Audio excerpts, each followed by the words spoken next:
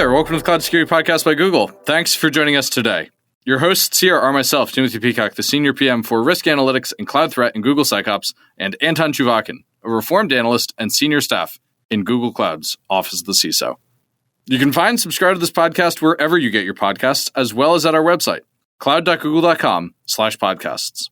If you enjoy our content and want it delivered to you piping hot every Monday, please do hit that subscribe button.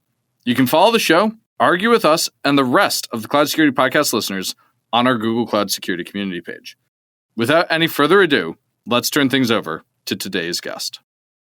Hello, everybody who is listening to us in the live stream or in the recording. Today we have two esteemed guests, Michelle and Sita, and they're both big fans of IAM. Are you guys? No. No? No. Okay, so there's a mistake here, right?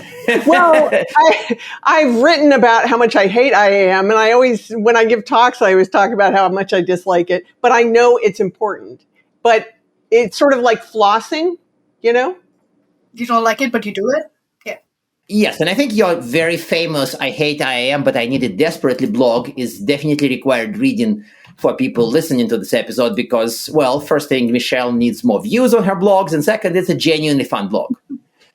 So let's get to our favorite subject, as we just established. I want to start from a somewhat conventional question. That is, people sometimes say, in the cloud, you're one IAM mistake away from a breach. And it's been kind of a cliche, and it comes up and down, and people like it, people hate it. So what is your reaction to this line? Like when you hear in the cloud, you're one IAM mistake away from a breach. Are you in favor? Do you dislike it? Do you have some kind of nuanced answer? Who goes first? Let's see, alphabetically? Okay. Yes, you are one mistake away, mostly because really cloud security is identity first, right? I say this a lot, you know, the boundary in cloud is one of identity. That's really where everything starts. And if you don't get that right, it just sort of starts to cascade into more and more mistakes that are more horrific in terms of over provisioning or putting people in the wrong group and assigning the wrong roles. And I've seen it in personal experience. I worked at a place where that was the cause. It was an over-provisioned account. And yeah, that was what was leveraged in the breach. And it was embarrassing. But I think it can be a little arcane. And let's face it, it's not very exciting. It's not sexy. The SecOps stuff is much more interesting. Talking about threat intel is much more interesting than IAM. I know. So I think that's why. But yes, I would agree that is accurate. That's an accurate statement. Okay, so Sita, what's your take? I really hope you would say, no, she's just totally wrong. Okay, or maybe you'd agree. So I wish, but she is spot on. But I hate your question, Anton, because it's so true. We're just one mistake away from a breach in cloud IAM because, partly it's because of two things. One is cloud. Because in on-premise, you don't have the same effects of a cloud. Let's say a service account credentials got leaked in on-premise. An attacker has to be in the private network, somehow get the credentials, and then do the damage. But in cloud, we have everything in the open. Everything is public. You have the credential, you assume the identity, and then boom, there's disaster. So that's really why, because it's easier to have a breach because of IAM. And also, if you see, funnily enough, IAM breaches are caused mostly due to misconfigurations, not due to any vulnerabilities. And there was a report which said 74% of the breaches that happened in IAM were due to manual misconfigurations, and that's a huge number. So, you need to have a good IAM hygiene in cloud to have a really good security posture, and that's non-negotiable. Can we talk about that? So there's a great report from Gartner. I just have to bring this up to sort of, stick it to you a little bit because, former Gartner.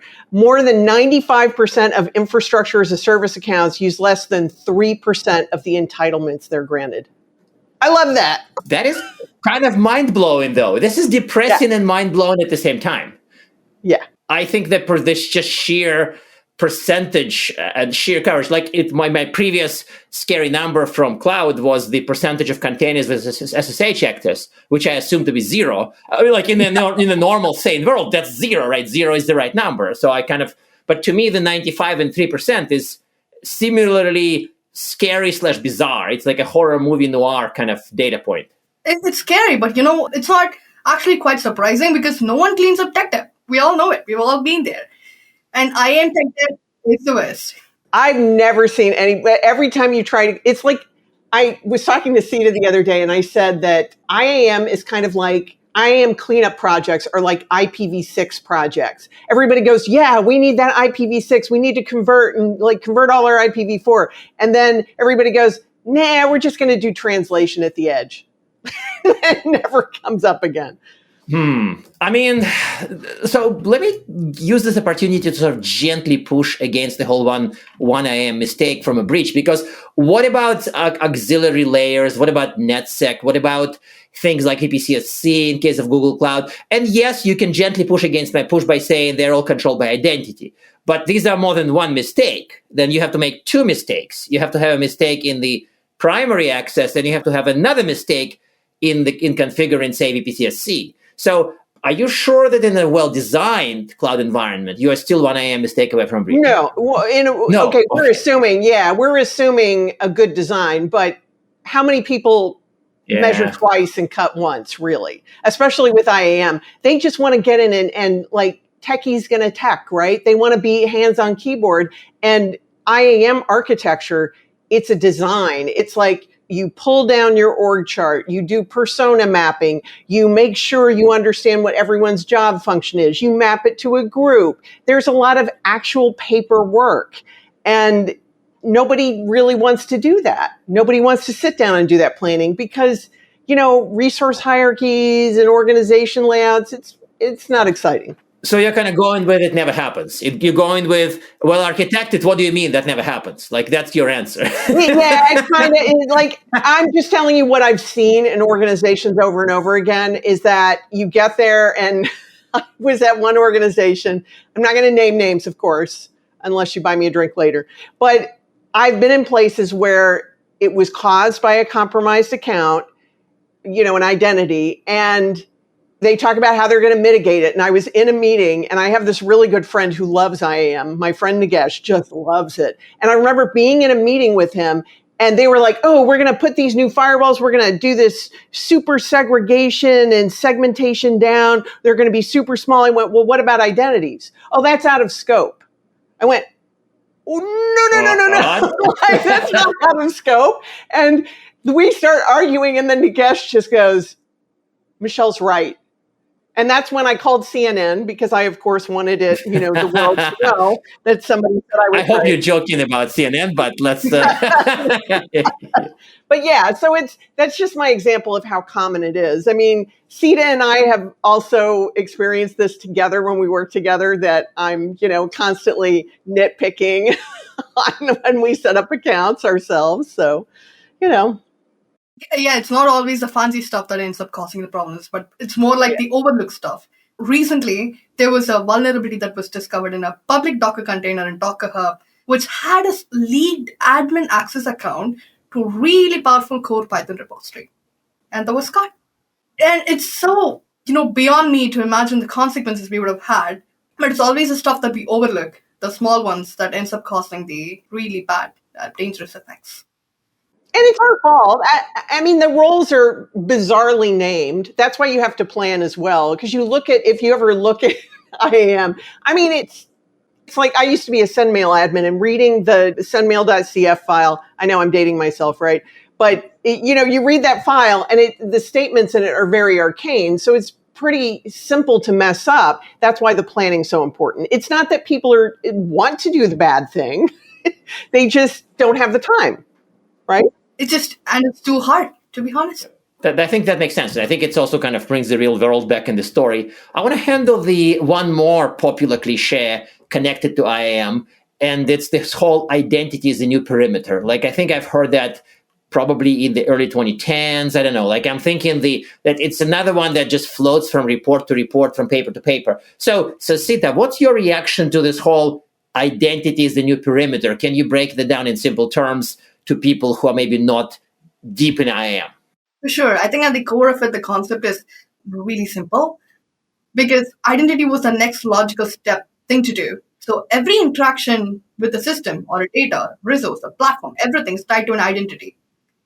And earlier, we used to have physical machines to do access controls. Thankfully, we don't anymore. And we don't have to deal with it. But yeah, we were dealing with physical perimeters as boundaries. And we were so sure as long as there's a firewall, no one could harm us and we were safe. But that's not the case anymore. We started building in cloud, building remotely, and we were everywhere. And the concept of a perimeter became very blurry as we went on, and we needed something new. And if you think about it, we've always used identities, be it on-prem, be in cloud. We've always used identities to access something, and that actually became our logical next step to become a new perimeter, and it's very fitting on our case. But when you hear this, you don't think I don't need firewalls. You don't need network access control. Absolutely you not. Don't, because I've met people who treat this as IAM is the perimeter, not the network boundary, not the firewall, not the network access control. Like you don't have this negation of the old perimeter take in your interpretation. Security is like an onion. That's why it makes you cry. You want layers, right? That's right. I think you mentioned. Yeah, you want layers, you want stacks. You need to stack stuff to work together. Yeah. I think it's Michelle's previous episode, I think, where we mentioned the whole onion versus garlic security model, which I think I need to bring up to the audience and obviously spice up. Yeah, sorry, I'm terrible at puns. I need Tim. Tim's not here today. I was a firewall admin. I did all those things. I had to set up Bastion hosts. I used to have multi-user shell systems, like with no firewall, and you're only protecting it with a host-based firewall. I mean, so I've been there, and really, it's about an evolution, right? We always had identity, but now we're using it in a more powerful way, I think. Is that what you're saying, Sita? Well said. Yep. Yeah. Perfect. So then at this point, we are kind of close to the question that I've been obsessed about for quite some time. And I'm using this opportunity to sort of absorb knowledge from you and hopefully from the audience if somebody asks the question. And this thing is, the point of the obsession is this. A lot of people say in the cloud, you may make mistakes in certain places, but you must do IAM right. So it's almost sounds like good advice, given what we just discussed, one mistake away from a breach, but it's also very hand-wavy. And I've asked multiple people and got kind of hand-wavy answers from more of them. So when you both hear in the cloud, you must do IAM right, what comes to your mind? What's your 3 AM answer to this? In my experience, first of all, it's planning, right? You're basically recreating your org chart in the IDP, in the identity provider. So you want to make sure that you really know what that is, right? Most org charts are kind of fuzzy. Well, how are you going to recreate that in an IDP? The other thing is you need to know where your identities are. In hybrid environments and traditional on-prem, say you're finally migrating to the cloud, you could have identities scattered all over your organization. You need to understand what your system of record is. This is nothing new. I remember going through this back in the olden times with LDAP. And hey, what system are we going to use that's the authoritative data source for that identity system of record? I think that's the most important thing. Understand where they are and then sort of map out that org chart and how that's going to look and craft that on paper or, maybe digitally in a mind map. And then you can go from there. I think that's the most important part. The nuances of the technology are going to vary some, right? Depending on the identity provider you use. But that's the most important thing to start with in my mind. Is that helpful? It's helpful, but you didn't just say planning is critical, because of course, most people would agree that planning is critical, but a type of planning you described focuses on this persona types rather than doing access by actual person. So to me, is the persona mapping part of the answer, or is this, there are also other critical parts of the planning? Yeah, the persona mapping, you're also going to need to figure out who is going to manage IAM. Do you know that this is the biggest war that happens in organizations? I've seen organizations either, it's like hot potato, no, I'm not it. Or I've seen some organizations fight over who gets to have IAM. Does it belong in security? Does it belong in cloud and platform engineering? That's a big discussion, because that means who's going to do the regular maintenance, who's going to handle cleanup, who's going to handle schema extensions, like where you're mapping when you're doing federation, maybe you use AD and you want to federate with multiple clouds. how are you going to, who's going to be in charge of extending the schemas and then mapping using the common language, right? CEL, I think is what you use. Yeah. This sounds like work, though. Yeah, it's a whole architecture and engineering exercise. Yeah, it is a lot of work. I thought you have this magic wand that I think my 5-year-old would use to like, and then it's like done. No? Yeah, everybody wants to. Everybody wants to. Oh, never mind. Let's give it a try. Yeah. So, Sita, what's your answer to doing IAM right? And please don't include things that involve work. Otherwise, you're fine. Too late. But I have to completely agree with Michelle on having a solid org mapping. I think that's one of the most important tasks you could do for your IAM strategy. And maybe if I have to add to it, I would say don't cut the IAM red tape. It's absolutely there for a reason. We all know IAM is hard, especially when you're in a multi-cloud environment or a hybrid setting, when you have your identities everywhere, multiple providers. It is difficult and notorious to manage, but you have to pay your IAM due diligence because that essentially defines your perimeter in the cloud. And how secure or how restricted your perimeter is depends upon how strong your IAM mapping or a game plan is. So you have to invest time into getting that right. Oh, zero trust. Wait. Oh, God, you just had to go and say it, right? I just had to say it. How many times have I been asked, we want zero trust? I ask the correct question. What's the state of your IAM repository? What's your system of record? How is IAM architected? And they go, oh, no, it's terrible. It's in terrible shape. Oh. Like, you're not going to get zero trust then, right? Okay, that's a very fair point. And I think that it's ultimately a more useful confusion than equating IAM with zero trust. Like if you get good IAM, then you have a big stepping stone, but you're not done with zero trust. There's other stuff to be done. Right. Okay, so I almost feel like we should not get distracted by ZT, but our next question here is kind of also pretty general. One thing that I've encountered recently is when people really start to question the least privilege approach, which to me is kind of foundational in traditional security. And I'm thinking about both least privilege, separation of duties. These things came from, 70s or 80s. But can you explain, do they still matter in the cloud? And if yes, maybe a short and possibly fun journey into do they matter and how do they play with the IAM discussions we are having? Yeah. I mean, least privilege and separation of duties, these are the core principles of identity, right? Even today, even in the cloud. Yeah, sure. Right? You don't want to over provision. You want the right roles. Are you a cloud engineer or are you a software developer? You're a software developer. You don't get direct access to production, period, end of discussion. You don't get to use production data in development, end of discussion. And we know your identity. That's how we're restricting that because that's how you reduce risk. That's how you mitigate the possibility of pivoting across, when you look at the MITRE ATT&CK framework or the intrusion kill chain, you don't want that ability to pivot across the environment and get to the keys to the kingdom, right? The wonderful PII or credit card information or something like that. Yeah, it's actually providing the right permissions, but also the right sized permissions.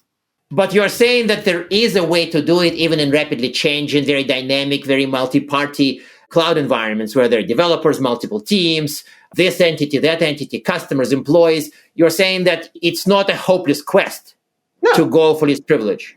Yeah, but you will need to be able to have somebody who takes that as a responsibility, a team or a person within your cloud engineering team. You need to be able to, you got to own it. You got to step up and own it. You know what? IAM is like a bonsai tree. Like bonsais are very notoriously difficult. You've got to maintain them and clip them all the time. And you have to hire somebody to come in and take care of them if you go on vacation. That's how you sort of need to think about IAM, that kind of care and feeding. It's like a pet. Right, but careful with pets. We're in the cloud. Yeah. So that's, I know. But think about it like an animal. Okay, you can't just walk away from it. And I think, in my view, I don't know, Sita, what do you think? That's what I see, that people just walk away and they think it's just going to take care of itself. But what do you think? I think we have to circle back to the tech debt topic because if there's one thing that's notorious for not getting fixed, it's the tech debt. Yeah. And IAM is even worse because we have to now talk about entitlements and managements, and that's a whole other topic by itself. How do you make sure the permission that you assign for someone is still valid after a year? That's a big question. You have to look at the access patterns. You have to constantly keep track if they do need the permissions. And that's where I think we may be talking about the other concept, just-in-time access. Which is a much more modern concept to me than just do this privilege for everybody forever, right? Yes, and that's brilliant.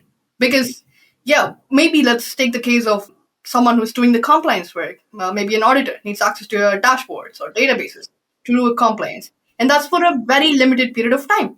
And you'd want to provision them with the permissions for maybe like 2 months, set a timer, and then forget about it, and the permission removes itself.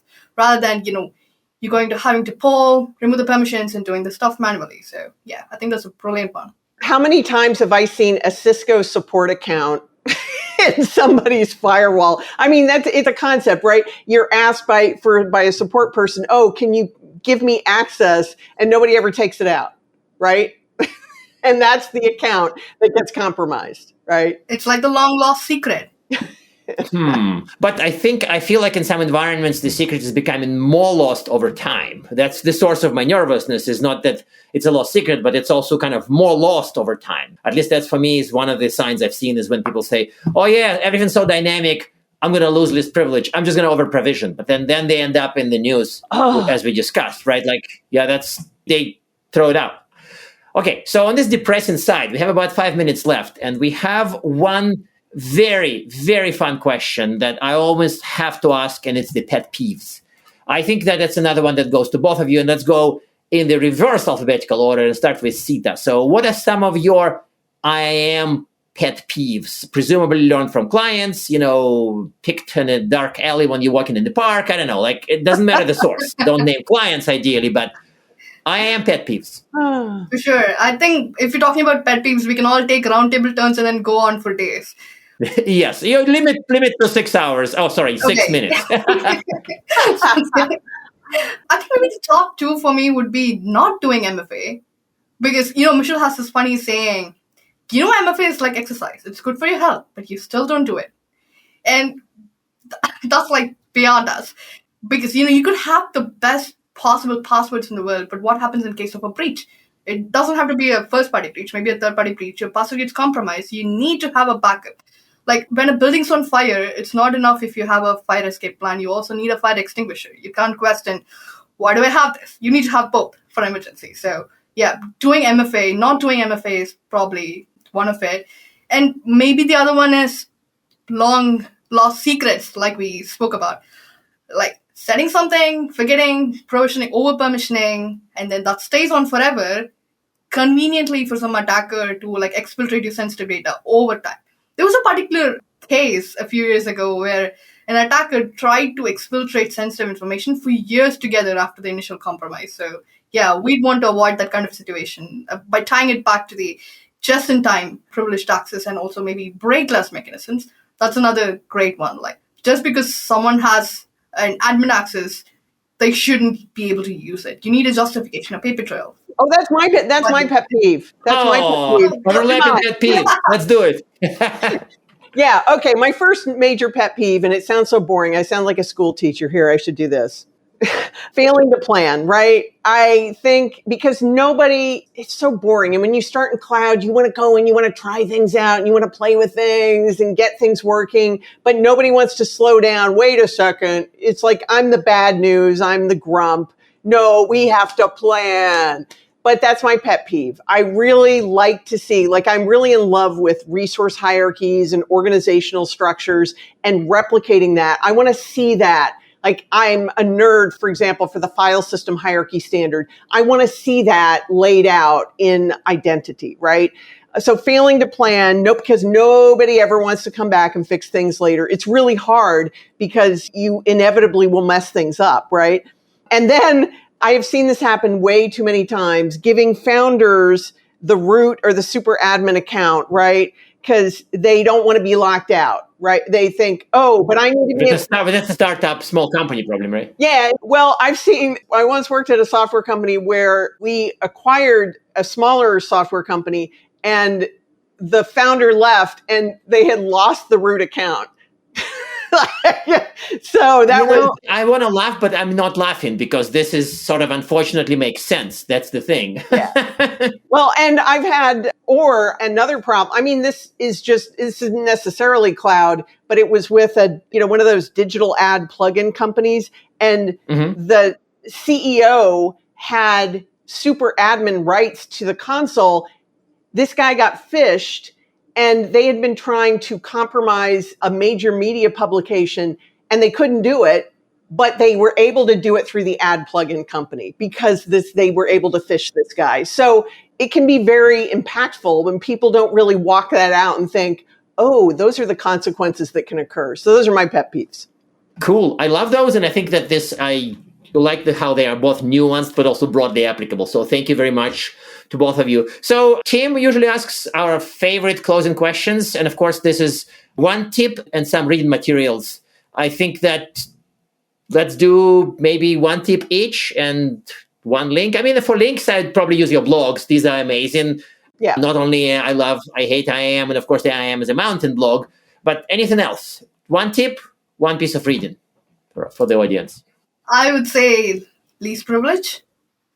Because it is super, I know, right? That's that's everyone's favorite. Yeah. Assigning the right permissions and the right size permissions for a very specific or a sensible duration to the identities is super crucial to having a very good, secure posture for IAM in the cloud. Mm-hmm.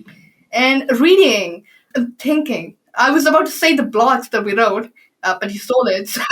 Which is fine. Yeah, that's fine. Yeah, I mean, that's actually okay. I mean, I'm sure you have your favorites. Our blog. Yes, we have blogs. Yeah, that works. Or my 101 talk, there's still a recording on the next site that I did with Elliot Abraham, the wonderful Elliot. Yeah, that's wonderful. And my tip is, if you're going to make major changes to IAM, when you do a cleanup, make sure you have a dry run. Make sure you create some kind of org or secondary practice org where you can try them out and you can replicate how it might break applications by having like a practice site. You really want to do that. If you've gotten to that place, and I'm sorry you're there, I know it sucks. If you've gotten to that place where now you're cleaning up a mess, you need to have a practice space. Don't try to do this in prod. Even with all the tools in the world, we have some great ones in Google, I'm just saying, to troubleshoot, inevitably, like I have been there, I have made the whoopsies where I've worked at university and taken out all of parking for the entire university for like half an hour. I have done that. So, you don't want to be there. Don't be me, have a practice environment. Perfect. Thank you very much. And I love this one because I think that one is definitely safe. This one is worth the whole price of podcast on its own, because this to me is a cool one, and people sort of assume, and then they end up like what? We assume the content validator works YQA, and we'll be like, whoops, 9 million systems are down. Sorry for jokes about the current events. Thank you very much for being on the show. This was amazing. This was the energy that we love, and I think the audience loved too. So thank you very much. Great. Thank you. Find us on the blog. Yes. To read. And now we are at time. Thank you very much for listening, and of course for subscribing. You can find this podcast at Google Podcasts, Apple Podcasts, Spotify, or wherever else you get your podcasts. Also, you can find us at our website, cloud.withgoogle.com/cloud-security/podcast. Please subscribe so that you don't miss episodes. You can follow us on Twitter, twitter.com/cloudsecpodcast. Your hosts are also on Twitter at Anton_Chuvakin and _Tim Peacock. Tweet at us, email us, argue with us, and if you like or hate what we hear, we can invite you to the next episode. See you on the next Cloud Security Podcast episode.